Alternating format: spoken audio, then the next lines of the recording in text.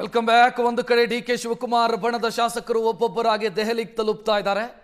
ಮತ್ತೊಂದು ಕಡೆಯಲ್ಲಿ ನಿನ್ನೆ ಡಿನ್ನರ್ ಮೀಟಿಂಗ್ ಸಿದ್ದರಾಮಯ್ಯ ಆಪ್ತ ವಲಯದ್ದಾಗಿದೆ.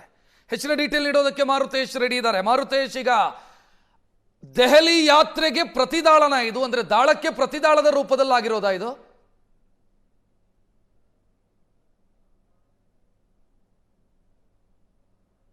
ಈ ರೀತಿಯಾಗಿ ಒಂದು ಟೀಮ್ ಕಳಿಸಿ ಡಿ ಕೆ ಶಿವಕುಮಾರ್ ತಮ್ಮ ಗೇಮ್ ಪ್ಲಾನ್ ಶುರು ಮಾಡ್ತಾರೆ ಅಂತ ಬಹುಶಃ ಸಿಎಂ ಬಣದ ನಾಯಕರು ಎಕ್ಸ್ಪೆಕ್ಟ್ ಮಾಡಿರಲಿಲ್ಲ ಅಂತ ಕಾಣುತ್ತೆ. ಯಾಕಂದ್ರೆ ಹೈಕಮಾಂಡ್ ಹೇಳಿದಾಗೆ ಕೇಳ್ತೀನಿ ಅಂತೇಳಿ ಇಷ್ಟು ದಿನ ಡಿ ಕೆ ಶಿವಕುಮಾರ್ ಹೇಳ್ಕೊಂಡು ಬಂದಿದ್ರು.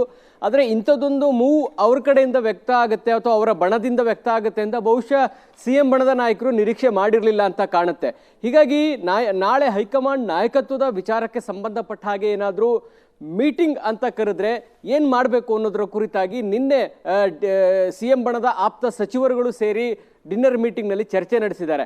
ಈ ಸಚಿವರ ಮೊದಲಿನಿಂದಲೂ ಈ ಸಭೆಗಳ ಅಜೆಂಡಾ ಇರ್ತಕ್ಕಂಥದ್ದು ಮುಖ್ಯಮಂತ್ರಿಯಾಗಿ ಸಿದ್ದರಾಮಯ್ಯನವರು 5 ವರ್ಷ ಮುಂದುವರಿಬೇಕು, ಅವರ ಬೆಂಬಲಕ್ಕೆ ನಾವೆಲ್ಲ ಇರಬೇಕು.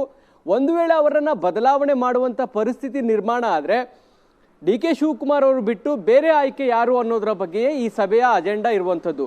ಹಾಗಾಗಿ ಸಿಎಂ ಬಣದ ಸಚಿವರು ಸಭೆ ಸೇರಿ ಅವರು ಕೂಡ ತಮ್ಮ ತಂತ್ರಗಾರಿಕೆಯನ್ನು ಆರಂಭ ಮಾಡಿದ್ದಾರೆ. ಡಿ ಕೆ ಶಿವಕುಮಾರ್ ಅವರ ತಂತ್ರಕ್ಕೆ ಪ್ರತಿತಂತ್ರವನ್ನು ಹೇಗೆ ಹೆಣಿಬೇಕು, ಸಿಎಂ ಈ ನಾಯಕತ್ವದ ಬದಲಾವಣೆಯ ಮೀಟಿಂಗ್ಗೆ ಅಟೆಂಡ್ ಮಾಡಬೇಕಾ ಬೇಡವಾ, ಸಿಎಂ ಅಟೆಂಡ್ ಮಾಡೋದೇ ಆದರೆ ಅವರಿಗೆ ಯಾವ ರೀತಿ ಅಂತ ಸಲಹೆಗಳನ್ನು ವ್ಯಕ್ತಪಡಿಸಬೇಕು, ಸಿಎಂ ಪರವಾಗಿ ಇರ್ತಕ್ಕಂಥ ಬಲವನ್ನು ನಾವು ಹೈಕಮಾಂಡ್ ಮುಂದೆ ಹೇಗೆ ಪ್ರದರ್ಶನ ಮಾಡಬೇಕು, ಈ ಎಲ್ಲ ವಿಚಾರಗಳ ಬಗ್ಗೆ ನಿನ್ನೆ ನಡೆದಂಥ ಡಿನ್ನರ್ ಮೀಟಿಂಗ್ನಲ್ಲಿ ಕೂಲಂಕುಷವಾಗಿ ಚರ್ಚೆ ಆಗಿದೆ.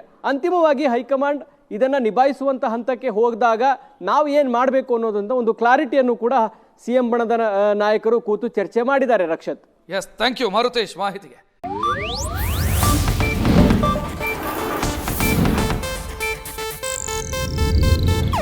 ಇದು ಏಷ್ಯಾನೆಟ್ ನ್ಯೂಸ್ ನೆಟ್ವರ್ಕ್ ಪ್ರಸ್ತುತಿ.